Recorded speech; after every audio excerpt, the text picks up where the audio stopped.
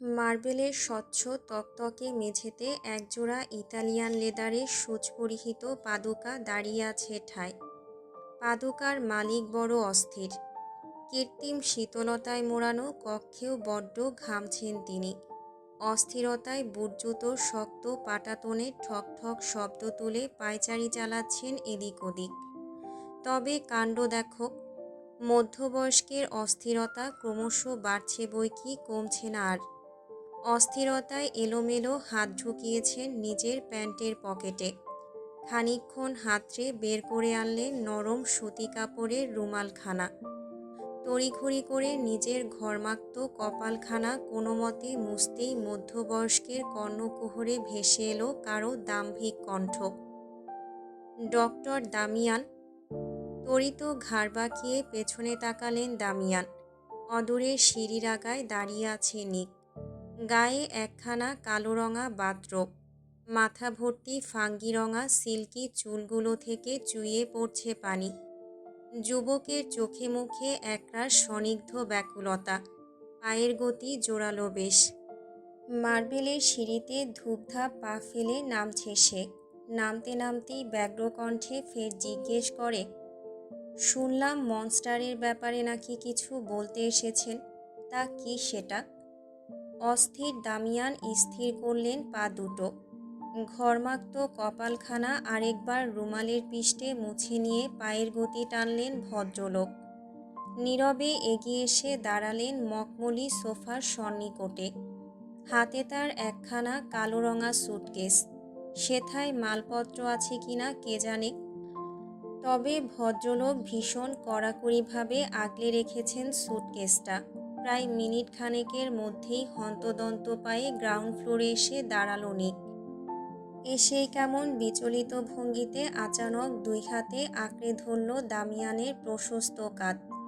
মুহূর্তেই মধ্যবয়স্কের কাঁধের চামড়ায় শার্টের উপর দিয়েই দেবে গেল যুবকের ধারালো নখর। দামিয়ান মুখ কুঁচকায়। কাঁধের ব্যথায় গা নাড়াতে গেলেই যুবক নিজ উদ্যোগে মধ্যবয়স্কের শরীরখানা মৃদু ঝাঁকিয়ে দাঁত খিচে আওড়াল, why did you come here bastard? মনস্টারের ব্যাপারে যা বলার কুইকলি বল, and don't you dare to waste my time.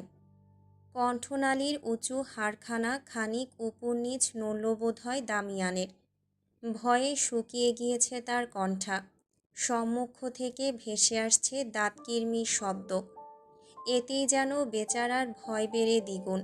দামিয়ান তড়িঘড়ি করে হাতের সুটকেসখানা উঁচিয়ে নিকের দিকে আলগোছে বাড়িয়ে দিলেন। ভয়ার্ত কণ্ঠে থেমে থেমে আওড়ালেন, এটাতেই আছে আপনার সব উত্তর। কপাল গোছালো রাশিয়ান সুদর্শন। লম্বাটে ফর্সা মুখখানায় তার ফুটে উঠেছে একরাশ সন্দিহান অভিব্যক্তি। যুবকের উপরিভাগের দাঁতকপাটি ইতিমধ্যেই আঁকড়ে ধরেছে নিচের ঠোঁটখানা। ফলে লম্বাটে চোয়ালের রেখা টান টান হয়েছে বেশ।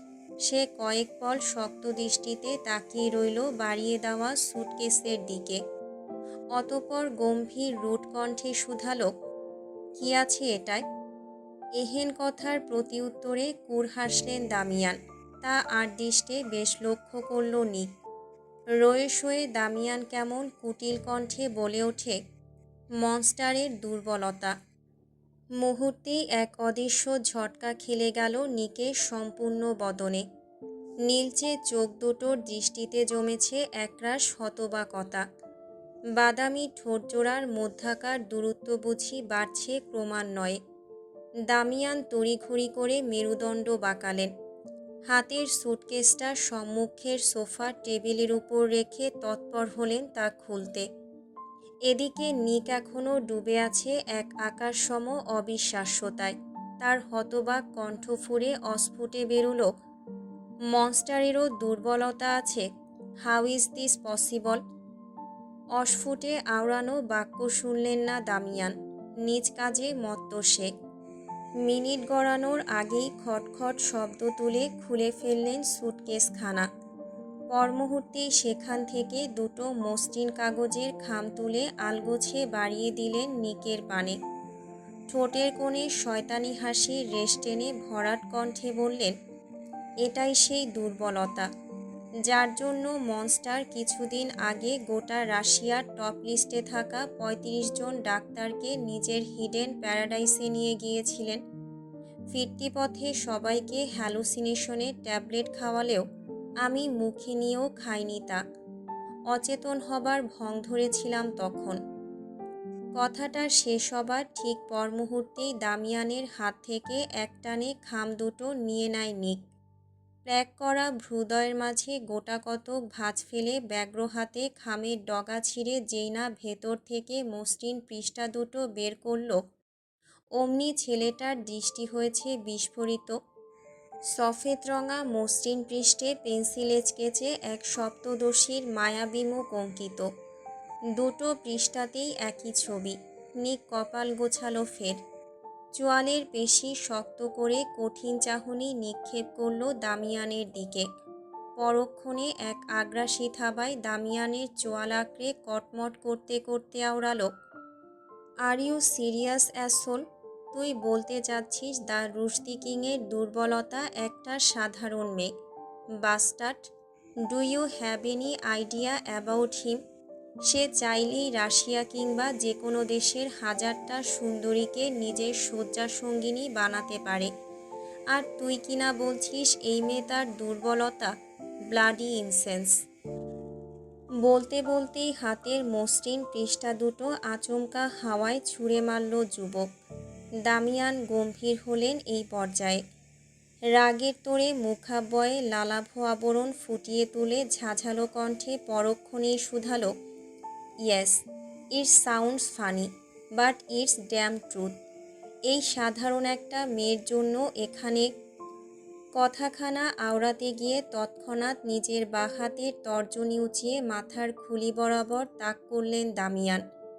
মুখটায় আগের ন্যায় কটমটে ভঙ্গিমা বজায় রেখে ফের শুধালেন, ঠিক আমার মাথার তালু বরাবর বন্দুকের নল ঠেকিয়ে মনস্টার বলেছিলেন ২৪ ঘন্টার মধ্যে ওই মেয়ের জ্ঞান না ফিরলে তিনি আমাদের সবাইকে মেরে ফেলবেন। At that time I was like, seriously, the great Rusty King কিনা একটা মেয়ের জন্য এভাবে আমাদের হুমকি দিচ্ছে, আর আপনি বলছেন সেই মেয়ে সাধারণ কেউ? সহসা চোখ দুটো সরু হয়ে এলো নিকের। কপালের চামড়ায় দেখা গেল দ্বিরক্তির ভাঁজ। সে কেমন স্নিগ্ধ দৃষ্টিতে আলগোছে তাকালো মেঝেতে অবহেলিত আকারে পড়ে থাকা সপ্তদশীর স্কেচের পানে। রয়ে শয়ে শরীর বাঁকিয়ে হালকা ঝুঁকে এসে স্কেচ দুটো তুলল নিক। আনমনে সপ্তদশীর মুখ পানে তাকাতেই দৃষ্টি থমকালো তার। মায়াবতীর মুখটা বড্ড সাধারণ। চোখ দুটো হরিণীর ন্যায় বড় বড়। তার মুখাবয়ের সবচেয়ে আকর্ষণীয় ব্যাপার তার ওষ্ঠপুট। মনে হচ্ছে কোনো দক্ষ কারিগর তার সারা জীবনের মেহনত এবং দক্ষতা দিয়ে বড্ড নিপুণ হাতে এঁকেছে সপ্তদশীর ঠোঁট দুটো। নিক কেমন অদ্ভুত কার্মার্ত দৃষ্টিতে চেয়ে আছে সেদিকে। আনমনে সপ্তদশীর নিখাত সৌন্দর্যের প্রতীকী ঠোঁটযুগলের উপর আঙুল বুলিয়ে কামার্ত কণ্ঠে আওড়ালো, উফ, her lips, they are already turning me on. বাঁকা হাসলেন দামিয়ান। নজর খানিকটা ঝুঁকিয়ে আলতো করে কপাল চুলকালেন এরই মধ্যে। সম্মুখ থেকে নিক তখন সন্দিহান গলায় জিজ্ঞেস করে ওঠে, হেই দামিয়ান, ও আমার বেড কাঁপাতে পারবে তো? এই পর্যায়ে হাসি আর রুখতে পারলেন না দামিয়ান। ঠোঁটের রেখা প্রশস্ত করে হাসলেন গাল ভরে। চোখে মুখে এক অদ্ভুত লিপ্সালিপ্টে কার্মাক্ত কণ্ঠে শুধালেন, স্বয়ং মনস্টারকে কাবু করেছে যেই মেয়ে, তার ক্ষমতা থোড়াই কম? বেড কাঁপাতে না পারলে মনস্টার কি আর এমনি এমনি তাকে নিজ প্রাসাদের রানী করে রেখেছে? কথাখানা শেষ করেই হাসি গাঢ় হলো দামিয়ানের। ওদিকে নিক এখনও একদৃষ্টে তাকিয়ে আছে সপ্তদশীর নির্জীব ছবির পানে। যুবকের ঠোঁটের কোণে ঝুলছে এক অদ্ভুত ঠান্ডা হাসি। আচমকা সে কেমন হিসহিসিয়ে বলে ওঠে, অ্যান্ড ফাইনালি মনস্টারের দুর্বলতার সন্ধান পেয়েছে নিকোলাস মার্গেট। খুব অচিরেই যে হবে আমার রাতের সঙ্গিনী। হাসছে নিক। পা দুটোর গতি টেনেছে উল্টো পথে।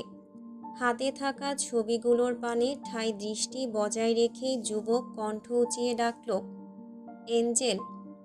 এক ডাকেই কোত্থেকে যেন হাওয়ার বেগে ছুটে এলেন এক পারস্যের সুন্দরী। আবেদনময়ী ভাবভঙ্গিমা তার সর্বাঙ্গে। গায়ে জড়ানো একখানা পাতলা ফিনফিনে সফেদ রঙা সাদা শার্ট। নারিকায়ায় লুকায়িত প্রতিটা স্পর্শকাতর অঙ্গের ভাঁজ্জার উপর দিয়ে স্পষ্ট। অদূরে দাঁড়িয়ে থাকা মধ্যবয়স্ক দামিয়ান বুঝি চোখ দিয়ে গিলে খাচ্ছে সুন্দরীকে। সে যে নারী লিপ্সায় নিকের চাইতে খুব বড় না হলেও খুব একটা ছোটও নয়। সুন্দরীর বাঁকানো কায়া দেখে অন্তরীণ লুকানো পৌরুষত্ব জাগ্রত হতে খুব একটা সময় নেয়নি দামিয়ানের। মধ্যবয়স্ক কেমন কামার্ত নয়নে স্থির দৃষ্টিতে তাকিয়ে আছে সুন্দরীর পানে। সুন্দরী এলোমেলো ভঙ্গিতে ছুটে এসে আচমকাই দুই হাতে গলা জড়িয়ে ধরে নিকের। যুবক ঠোঁট কামড়ে হাসল। এক হ্যাঁচকা টানে সুন্দরীর কোমর টেনে নিজের সঙ্গে গভীরভাবে মিশিয়ে নিল পরক্ষণে। অতঃপর নিজের বেহায়াপনায় কোনোরূপ রাগঢাক না রেখে তৎক্ষণাৎ ঠোঁট ডুবালো সুন্দরীর রক্তে ভেজা কৃত্রিম লালিমায় ছেয়ে থাকা অধর যুগলে। এক গভীর চুম্বনে লিপ্ত দুজন। আশেপাশে অত মানুষ থাকা সত্ত্বেও সেদিকে ভ্রূক্ষেপহীন তারা। প্রায় মিনিট পাঁচেকের লম্বা চুম্বন শেষে থামল নিক। পারস্য সুন্দরীর লাল টুকটুকে নাকের পাটায় আলগোছে দাঁত বসিয়ে দিয়ে ফিসফিসে কণ্ঠে বলল, go and get ready dear, I am feeling hungry for you. তৎক্ষণাৎ সুন্দরীর সিক্ত ঠোঁটের কোণে ফুটে উঠল লালসার হাসি। বিন্দুমাত্র লাজলজ্জা না দেখিয়ে সুন্দরী জিভ উল্টে বলল, come baby, I am always ready for you. মুচকি হাসল নিক। সুন্দরীর মেদহীন বাঁকানো কোমরের পিঠে দুই হাত ঠেকিয়ে আলগোছে ঘাড় বাঁকিয়ে তাকায় পেছনে। অদূরে দাঁড়িয়ে থাকা দামিয়ান অস্থির। সর্বাঙ্গ ঘামছে তার। নিঃশ্বাসের ওঠানামা প্রবল। নিক বিচক্ষণী পুরুষ। খুব একটা সময় লাগল না তার দামিয়ানের হুটহাট অস্থিরতার কারণ বুঝতে। সে কেমন ক্ষুদ্র দৃষ্টিতে আপাদমস্তক পরখ করল দামিয়ানকে। পরক্ষণেই তার নজর আটকালো অন্য কোথাও। এক মুহূর্ত সেথায় তাকিয়ে থেকে নিক কেমন ঠোঁট কামড়ে হাসল খানিকক্ষণ। সময় নিয়ে শ্লেষাত্মক ভঙ্গিতে বলল, চোখ দিয়ে গিলে খেয়েও লাভ নেই দামিয়ান, ওর সাথে তুমি পারবে না। লজ্জায় ধ্যান ভাঙল দামিয়ানের। পরক্ষণেই নিজের পানে দৃষ্টি নিবদ্ধ করতেই আটকে ওঠে বেচারা। তড়িঘড়ি করে পেছনের সোফায় গায়ে লিয়ে বসল সে। পাশ থেকে একখানা কুশন নিয়ে এসে আলগোছে ঠেকালো নিজের কোলে। লজ্জায় কান গরম হয়েছে বেচারার। সুন্দরীর সামনে পৌরুষত্ব নিয়ে এভাবে তাকে খোঁটা দিতে পারল নিক। ইস, কি লজ্জা, কি লজ্জা। দাম্ভিক যুবকের গটগট পা দুটো ছুটছে চেরি ব্লসম গার্ডেনের দিকে। ট্যাটু শৈলীতে অঙ্কিত ডান হাতের রুক্ষ আঙুলের ভাঁজে আটকে আছে রিভলভার। যুবকের গায়ে কেবল একখানা ওভারকোট, যার সবকটা বোতাম হাঁ করে খুলে রাখা। অসময়ের বৃষ্টিতে ঠান্ডা বোধহয় একটু বেশি। তবে অমন ঠান্ডা কি আর অত সহজে গায়ে ধরে রুট মানবের? সে কেমন অনুভূতিহীন কায়দায় এগোচ্ছে সামনে। আর কয়েক গজ এগুলেই বাগান। সেথায় হয়তো সপ্তদশী বৃষ্টিবিলাসে মত্ত। যুবকের নির্দয় মনের কোণে লুকিয়ে থাকা একটুখানি মুগ্ধতা বুঝি হার মানছে যুবকের রূঢ়তার কাছে। সে এগোচ্ছে এক ভিন্ন উদ্যমে সপ্তদশীকে চিরদিনের জন্য নিস্তব্ধ করে দিতে এগোচ্ছে। মাথার উপর ঝুম বৃষ্টি। ব্যস্ত পদযুগলে ছুটছে অ্যাডউইন। হন্য হয়ে খুঁজছে মনস্টারকে। বৃষ্টির প্রকোপ বাড়ছে ক্রমশ। হাওয়ার তীব্র বেগে সম্মুখে তাকিয়ে থাকা দায় এই মুহূর্তে। তবুও গম্ভীর মানবাজ বড্ড বিচলিত। হন্য কদমে অগ্রসর হলো প্যালেসের বাঁ দিকে। খানিকটা এগোতেই আচমকা দেখা গেল কঠিন মানবের প্রশস্ত অব্যয়। অ্যাডউইন তখনই শটান হলো। মনের মধ্যিখানে এক আকাশসম সাহস জুগিয়ে এগোলো মনস্টারের দিকে। ছুটতে ছুটতে দিশেহারা অবস্থা বেচারার, ঠান্ডায় কাঁপছে সর্বাঙ্গ। কোনো মতে পায়ের গতি টেনে চলে এলো মনস্টারের পেছনে। ভাঙা ভাঙা গলায় থেমে থেমে আওড়ালো, monster, monster please, don't do this. ওকে এখনই মেরে দেওয়াটা ঠিক হবে না। থামল রুডমানবের ব্যস্ত পদযুগল। ঘাড় বাঁকিয়ে শক্ত চাহনিতে পেছনে তাকাতেই ভয়ে কয়েক কদম পেছালো অ্যাডুইন। তড়িঘড়ি করে মাথা নোয়াতেই শুনতে পেল মুগ্ধর চিরবির কণ্ঠ, who the fuck are you bastard to lecture me. আরেকবার আমার কাজে ব্যাঘাত ঘটাতে চাইলে একদম কলিজা টেনে ছিঁড়ে ফেলবো ব্লাডি অ্যাসহোল। ভয়ার্ত ঢোক গিলল অ্যাডুইন। এমন একটা ঠান্ডার মধ্যেও শরীরে আগুন জ্বলছে তার। গলার কাছটা শুকিয়ে কাঠ হয়ে গেছে ইতিমধ্যে। যুবক ফাঁকা ঢোক গিলল ক্ষণে ক্ষণে। সম্মুখে ফের অগ্রসর হতে থাকা রুডমানবের পানে একপল তাকিয়ে থেকে বুক ফুলিয়ে জোরালো নিঃশ্বাস টানল সে। তখনই মনের সকল ভয়ডর ভুলিয়ে চিতাবাঘের ন্যায় পায়ের গতি বাড়িয়ে এগিয়ে এসে পথ আটকালো মুগ্ধর।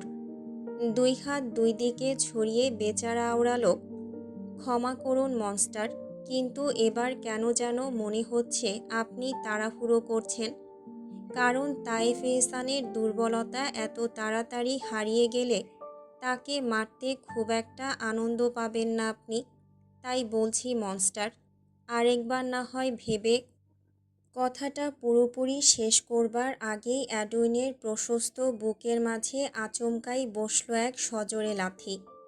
এহেন অতর্কিত আক্রমণের তাল সামলাতে না পেরে মুহূর্তেই কয়েক কদম পেছনে ছিটকে পড়ল অ্যাডুইন। জমিনে জমে থাকা বৃষ্টির পানিগুলো কেমন ছিটকে সরে গেল এদিক ওদিক। বুকের ব্যথায় মুষড়ে যাচ্ছে বেচারা। দুই হাতে বুক চেপে শব্দ তুলছে ব্যথাতুর। চোখ মুখ কুঁচকে থাকায় সে দেখেনি সম্মুখে দাঁড়িয়ে থাকা হিংস্র মনস্টারকে। সেকেন্ড 30 পেরুতেই আহত অ্যাডুইন টের পেল তার চোয়াল বরাবর কারো শক্ত হাতের থাবা। ধীরে ধীরে সেই থাবার জোর বাড়ছে। কটমট করছে বেচারার চোয়াল। অ্যাডুইন চোখ কুঁচকে রাখলেও বেশ চিনল সম্মুখের মানুষটাকে।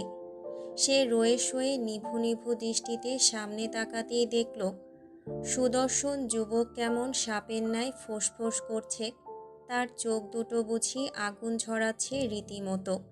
অ্যাডুইন ভরকায়। চোয়ালের ব্যথা ভুলিয়ে অসহায়ের ন্যায় তাকাতেই কর্ণকুহরে ভেসে এলো মুগ্ধর দাঁত কিরমির কণ্ঠ, ও আমার, ওর সাথে কি করব না করব সেই সিদ্ধান্তও আমার।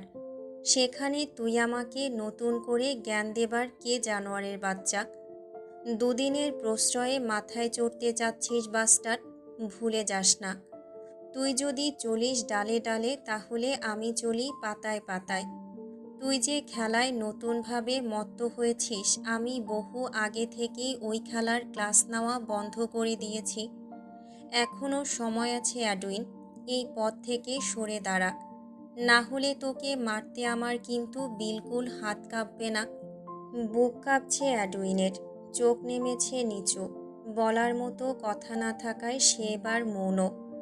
মুগ্ধ তখন এক ঝটকায় ছেড়ে দেয় অ্যাডুইনের চোয়াল। পরক্ষণে শিরদাঁড়া শটান করে দাঁড়ায় সে। ওভারকোটের হাতা উপরিভাগে টানতে টানতে গমগমে গলায় বলে ওঠে, ক্ষমতার প্রতিপত্তির লোভ এই পৃথিবীর সবচেয়ে বড় লোভ বাস্টার। যে একবারেই লোভে পড়েছে সে নিজের সর্বস্ব খুইয়ে তবেই থেমেছে।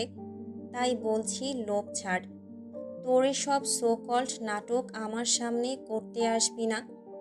মুহূর্তেই পাল্টে গেল অ্যাডুইনের মুখের অভিব্যক্তি। সেথা এবার ভর করল একরাশ কুটিলতা।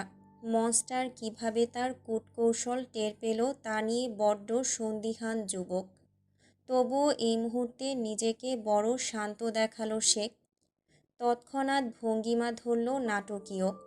মুখাবয়ে হতবাকতা লেপ্টে অবদের সুরে বলল, আপনি ভুল ভাবছেন মনস্টার, আমি কখনোই আপনার বিরুদ্ধে। কথাটা বলতে দেরি আর অমনি জমিনে পড়ে থাকা যুবকের পেট বরাবর পড়ল আরেক লাথি। এবারের আক্রমণে জোর হয়েছে বেশ। তৎক্ষণাৎ ব্যথায় কুঁচকে গেল অ্যাডুইনের নাক মুখ। ঠোঁটের ফাঁক গলিয়ে অস্ফুটে বেরোলো ব্যথাতুর ধ্বনি। সম্মুখে দাঁড়িয়ে থাকা যুবক এবার তখনই পা রাখল অ্যাডুইনের বুকের উপর। পরক্ষণে হাতের রিভলভারখানা একটানে অন করে তাক করল অ্যাডুইনের কপাল বরাবর। অতঃপর ঠোঁটের কোণে আচমকা তাচ্ছিল্যের হাসি ফুটিয়ে বিচক্ষণী কণ্ঠে আওড়াল, তুই তো জানিস আমি আমার আশেপাশে শত্রুদের কয়েদ করে রাখতে পছন্দ করি, না হলে এতদিনে তোর কবর হতো প্যালেসের পেছনের জঙ্গলে। মুখটা থমথমে হয়ে গেল অ্যাডুইনের, জিভের ডগা বাকশূন্য। অপরাধিত্বে নত হয়েছে তার মুখ। মুগ্ধ হাসল, তাচ্ছিল্য ভরা হাসিতে প্রাণ নেই তেমন। সম্মুখে অগ্রসর হয়ে শ্লেষাত্মক ভঙ্গিতে বিড়বিড়াল, নশ্বর এই দুনিয়ায় মনস্টারের আপন বলতে আছে কেবল তার প্রাণটা। ঈশ্বরবাদে যেদিন মনস্টার চাইবে সেদিন তার প্রাণটাও তাকে ত্যাগ করবে। সেখানে তোরা তো ক্ষণিকের শত্রু। বৃষ্টির প্রকোপে যুবকের বিড়বিড়ানো বাক্য পৌঁছালো না কারো কানে। সেই বাক্য কেবল মিলিয়ে গেল হাওয়ায়। নির্দয় মানব সম্মুখে অগ্রসর। টান টান চোয়ালের পেশিতে তার বরাবরের নির্দয়তা স্পষ্ট। বাদামি চোখ দুটোতে খেলছে হিংস্রতা। বুকের পাটা ফুলিয়ে হাঁটতেই আচমকা তার পা দুটোই বেড়িবাঁধের ন্যায় জড়িয়ে ধরে অ্যাডুইন। আগের ন্যায় গুঙিয়ে বলল, আপনি যা ইচ্ছে বলুন আমায় মনস্টার, তবু মেয়েটাকে ঠাস। জিভ খসিয়ে যতটুকু বেরিয়েছে তার পরিপ্রেক্ষিতে গায়ে আগুন ধরেছে মুগ্ধর।